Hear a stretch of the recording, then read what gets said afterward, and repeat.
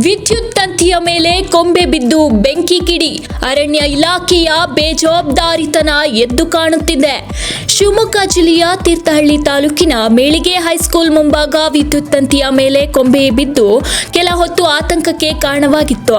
Line ಮೇಲೆ ಕೊಂಬೆ ಬೀಳುತ್ತಿದ್ದಂತೆ ದೃಶ್ಯ ಸ್ಥಳೀಯರ ಮೊಬೈಲ್ನಲ್ಲಿ ಸೆರೆಯಾಗಿದೆ. ಸಂಬಂಧಪಟ್ಟ ಅಧಿಕಾರಿಗಳಿಗೆ ತೆರವುಗೊಳಿಸಲು ಸೂಚಿಸಿದ್ರೂ ಯಾವುದೇ ಕ್ರಮ ಕೈಗೊಂಡಿಲ್ಲ ಎಂದು ತಿಳಿದು ಬಂದಿದೆ. ಉಡುಪಿಯ ಡೇವಿಡ್ ಡಿಸೋಜಾ ಶೂಟೌಟ್ ಪ್ರಕರಣ, ಹತ್ಯೆಗೈದ ಆರೋಪಿ ಬಂಧನ. ಉಡುಪಿ ಜಿಲ್ಲೆಯ ಕಾಪು ತಾಲೂಕಿನ ಮುದರಂಗಡಿ ಪೇಟೆಯಲ್ಲಿ ಹಾಡುಹೊಗಲೇ ಡೇವಿಡ್ ಡಿಸೋಜಾ ಕೊಲೆಗೈದ ಆರೋಪಿಯನ್ನ ಪೊಲೀಸರು ಬಂಧಿಸುವಲ್ಲಿ ಯಶಸ್ವಿಯಾಗಿದ್ದಾರೆ. ಆರೋಪಿಯನ್ನ ಕಾಪು ಪಿಎಸ್ಐ ತೇಜಸ್ವಿ, ಕಾರ್ಕಳ ಗ್ರಾಮಾಂತರ ಪಿಎಸ್ಐ ಪ್ರಸನ್ನ ಇವರಿಂದ ಕಾರ್ಯಾಚರಣೆ ನಡೆದಿದೆ ಎಂದು ತಿಳಿದು ಬಂದಿದೆ.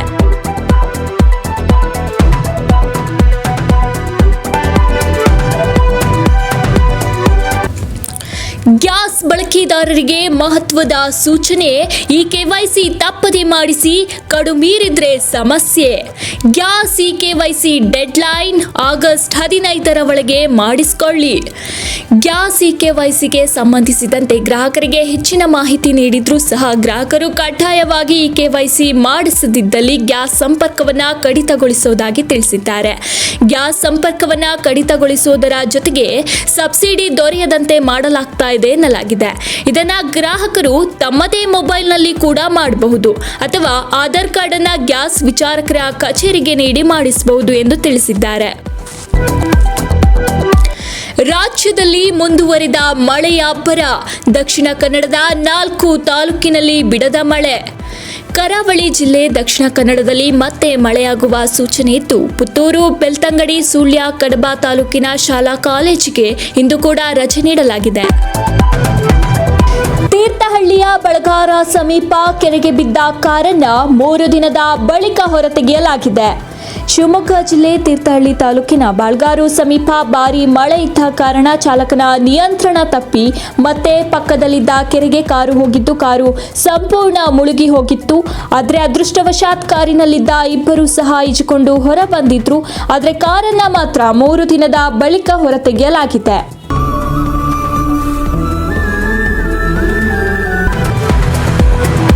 ಪ್ರವಾಸಿಗರ ಪ್ರವೇಶಕ್ಕೆ ಸಕ್ರೆಬೈಲ್ ಆನೆ ಬಿಡಾರ ಸಿದ್ಧತೆ. ಹೊಸ ನಿಯಮಗಳೊಂದಿಗೆ ಆಗಸ್ಟ್ 15ರಿಂದ ತೆರೆಯಲು ಇಲಾಖೆ ಸಿದ್ಧತೆ ನಡೆಸಿದೆ. ಶಿವಮೊಗ್ಗ ಜಿಲ್ಲೆಯ ಸಕ್ರೆಬೈಲ್ ಆನೆ ಶಿಬಿರ ಆಗಸ್ಟ್ 15ರಿಂದ ಪ್ರವಾಸಿಗರಿಗೆ ಹೊಸ ನಿಯಮಗಳೊಂದಿಗೆ ಪ್ರವೇಶಕ್ಕೆ ಅರಣ್ಯ ಇಲಾಖೆ ಸಿದ್ಧತೆಯನ್ನ ನಡೆಸಿದೆ. ಸರ್ಕಾರದ ಸುರಕ್ಷಿತ ಮಾರ್ಗಸೂಚಿಗಳ ಪ್ರಕಾರ ಅಗತ್ಯ ವ್ಯವಸ್ಥೆಗಳನ್ನು ಮಾಡಲಾಗ್ತಾ ಇದೆ. ಆದರೆ ಈ ಬಾರಿ ಪ್ರವಾಸಿಗರ ಸುರಕ್ಷತೆಗೆ ವಿಶೇಷ ಆದ್ಯತೆ ನೀಡಿದ್ದು, ಆನೆಗಳೊಂದಿಗೆ ನೇರ ಸಂಪರ್ಕಕ್ಕೆ ಸಂಪೂರ್ಣ ನಿರ್ಬಂಧ ವಿಧಿಸಲಾಗಿದೆ. ಪ್ರವಾಸಿಗರು ಆನೆಗಳಿಗೆ ಸ್ನಾನ ಮಾಡಿಸೋದು, ಆಹಾರ ನೀಡೋದು, ಹತ್ತಿರ ಹೋಗಿ ಫೋಟೋ ತೆಗೆಯುವುದು, ಆನೆಗಳಿಂದ ಆಶೀರ್ವಾದವನ್ನ ಪಡೆಯೋದು, ಇಂತಹ ಹಲವು ಚಟುವಟಿಕೆಗಳಿಗೆ ನಿರ್ಬಂಧ ಹೇರಿದ್ದು ಪ್ರವಾಸಿಗರು ಸುರಕ್ಷಿತ ಅಂತರದಿಂದ ಮಾತ್ರ ವೀಕ್ಷಿಸಬೇಕಾಗುತ್ತದೆ ಎಂದು ತಿಳಿಸಿದ್ದಾರೆ. ಜೋಗ ಜಲಪಾತಕ್ಕೆ ಪ್ರವಾಸಿಗರಿಗೆ ಗುಡ್ ನ್ಯೂಸ್. ಜೋಗ ಜಲಪಾತ ಪ್ರವಾಸಕ್ಕೆ ಕೆಎಸ್ಆರ್ಟಿಸಿ ಪ್ಯಾಕೇಜ್ ಟೂರ್. ಶಿವಮೊಗ್ಗದಿಂದ ಜೋಗಕ್ಕೆ ಕೆಎಸ್ಆರ್ಟಿಸಿ ಪ್ಯಾಕೇಜ್ ಟೂರ್ ಅನ್ನು ಆಗಸ್ಟ್ 8ರಂದು ವಿಶೇಷ ಬಸ್ ಸೇವೆಯನ್ನು ಆರಂಭಿಸಲಾಗಿದೆ. ಶಿವಮೊಗ್ಗದಿಂದ ಹೊರಡುವ ಬಸ್ ಸಿಗಂದೂರು, ವರದಾಮೂಲ, ಇಕ್ಕೇರಿ ಹಾಗೂ ಕೆಳದಿ ಪ್ರವಾಸಿ ತಾಣಗಳ ಮೂಲಕ ಜೋಗ ಜಲಪಾತ ತಲುಪಲಿದೆ. ಎಲ್ಲ ಸ್ಥಳಗಳನ್ನು ವೀಕ್ಷಿಸಲು ಅವಕಾಶವನ್ನು ಕೂಡ ಕಲ್ಪಿಸಲಾಗಿದೆ. ಪ್ಯಾಕೇಜ್ ಪ್ರವಾಸಕ್ಕೆ ವಯಸ್ಕರ ಪ್ರಯಾಣಿಕರಿಗೆ 450 ಹಾಗೂ ಮಕ್ಕಳಿಗೆ 250 ದರ ನಿಗದಿಪಡಿಸಲಾಗಿದೆ. ಸಿಇಟಿ ಅಭ್ಯರ್ಥಿಗಳಿಗೆ ಹೊಸದಾಗಿ ಆಪ್ಷನ್ ದಾಖಲಿಸಲು ಅವಕಾಶ.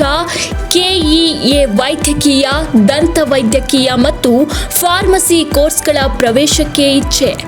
ಆಯ್ಕೆಗಳ ಆಪ್ಷನ್ ಪ್ರಕ್ರಿಯೆಯನ್ನು ಕರ್ನಾಟಕ ಪರೀಕ್ಷಾ ಪ್ರಾಧಿಕಾರ ಆಗಸ್ಟ್ 7ರಂದು ಆರಂಭಿಸಿದೆ. ಆಗಸ್ಟ್ 13ರವರೆಗೆ ಆಪ್ಷನ್ಸ್ ದಾಖಲಿಸಲು ಅವಕಾಶ ನೀಡಿದೆ. ಕೋರ್ಸ್ಗಳ ಸೀಟ್ ಮ್ಯಾಟ್ರಿಕ್ಸ್ ಮತ್ತು ಶುಲ್ಕದ ವಿವರಗಳನ್ನು ವೆಬ್ಸೈಟ್ನಲ್ಲಿ ಪ್ರಕಟಿಸಿದ್ದು, ಅದನ್ನು ನೋಡಿ ಎಚ್ಚರಿಕೆಯಿಂದ ಆಪ್ಷನ್ಸ್ ದಾಖಲಿಸಬೇಕು ಎಂದು ಅವರು ಸಲಹೆಯನ್ನ ನೀಡಿದ್ದಾರೆ. ಹಳೆ ಗ್ರಾಮದ ಬಂಟೋಡಿ ನಿವಾಸಿಗಳಿಗೆ ಇನ್ನೂ ಸಿಗದ ಸೇತುವೆ ಭಾಗ್ಯ. ಪ್ರಾಣ ಪಣಕ್ಕಿಟ್ಟು ಸಂಚಾರ ನಡೆಸುತ್ತಿರುವ ಸ್ಥಳೀಯರು. ಶಿವಮೊಗ್ಗ ಜಿಲ್ಲೆಯ ಹೊಸನಗರ ತಾಲೂಕಿನ ಹೊಸೂರು ಸಂಪೆಕಟ್ಟೆ ಗ್ರಾಮ ಪಂಚಾಯಿತಿ ವ್ಯಾಪ್ತಿಯ ಕೊಡಚಾದ್ರಿ ತಪ್ಪಲಿನ ಕಟ್ಟಿನಹೊಳೆ ಗ್ರಾಮದ ಬಂಟೋಡಿ ನಿವಾಸಿಗಳ ತೂಗು ಸೇತುವೆ ಬೇಡಿಕೆ ಇನ್ನೂ ಈಡೇರಿಲ್ಲ ಎಂಬ ಆಕ್ಷೇಪ ಕೇಳಿಬಂದಿದೆ. ಕಳೆದ ವರ್ಷ ಚಕ್ರಾ ನದಿಯ ಹಿನ್ನೀರಿನಲ್ಲಿ ಉಕ್ಕಡದ ಮೂಲಕ ನದಿ ದಾಟುತ್ತಿದ್ದ ವೇಳೆ ಸಂಭವಿಸಿದ ದುರಂತದಲ್ಲಿ ಪೂರ್ಣೇಶ್ ಎಂಬ ಯುವಕ ಮೃತಪಟ್ಟಿದ್ದ. ಆ ಘಟನೆ ಬಳಿಕ ಸ್ಥಳೀಯರಿಗೆ ಸುರಕ್ಷಿತ ಸಂಚಾರ ವ್ಯವಸ್ಥೆ ಕಲ್ಪಿಸುವ ಭರವಸೆ ನೀಡಲಾಗಿದ್ದರೂ ಇದುವರೆಗೆ ತೂಗು ಸೇತುವೆ ಕಾಮಗಾರಿ ಆರಂಭವಾಗಿಲ್ಲ ಎಂದು ಸ್ಥಳೀಯರು ಅಸಮಾಧಾನ ವ್ಯಕ್ತಪಡಿಸಿದ್ದಾರೆ. ನಾಳೆ ತೀರ್ಥಹಳ್ಳಿಗೆ ಜಿಲ್ಲಾ ಉಸ್ತುವಾರಿ ಸಚಿವ ಮಧು ಬಂಗಾರಪ್ಪ ಭೇಟಿ. ತೀರ್ಥಹಳ್ಳಿಯ ಗಾಂಧಿ ಭವನಕ್ಕೆ ನಾಳೆ ಬೆಳಗ್ಗೆ 10:30ಕ್ಕೆ ಮಧು ಬಂಗಾರಪ್ಪ ಆಗಮನ. ಶಿವಮೊಗ್ಗ ಜಿಲ್ಲಾ ಉಸ್ತುವಾರಿ ಸಚಿವರಾದ ಶ್ರೀಯುತ ಮಧು ಬಂಗಾರಪ್ಪ ಅವರು ತೀರ್ಥಹಳ್ಳಿ ಕಾಂಗ್ರೆಸ್ ಪಕ್ಷದ ಕಚೇರಿ ಗಾಂಧಿ ಭವನಕ್ಕೆ ಆಗಸ್ಟ್ 9ರಂದು ಬೆಳಗ್ಗೆ 10:30ಕ್ಕೆ ಸರಿಯಾಗಿ ಆಗಮಿಸಲಿದ್ದು, ಪಕ್ಷದ ಹಿರಿಯ ಮುಖಂಡರು ಹಾಗೂ ಕಾರ್ಯಕರ್ತರು ಅತಿ ಹೆಚ್ಚಿನ ಸಂಖ್ಯೆಯಲ್ಲಿ ಆಗಮಿಸಬೇಕಾಗಿ ಸಮಿತಿಯು ಭಾರತೀಯ ರಾಷ್ಟ್ರೀಯ ಕಾಂಗ್ರೆಸ್ ಸಮಿತಿ ತೀರ್ಥಹಳ್ಳಿ ಇವರು ವಿನಂತಿಸಿದ್ದಾರೆ. ಭಾರತೀಯ ರಾಷ್ಟ್ರೀಯ ಕಾಂಗ್ರೆಸ್ ಸಮಿತಿ ತೀರ್ಥಹಳ್ಳಿ ವಿಧಾನಸಭಾ ಕ್ಷೇತ್ರ. ಮೀಡಿಯಾ 9 ಕನ್ನಡ ನಿರ್ಭೀತಿಯಿಂದ ನಿಮ್ಮ ಜೊತೆಗಾರ.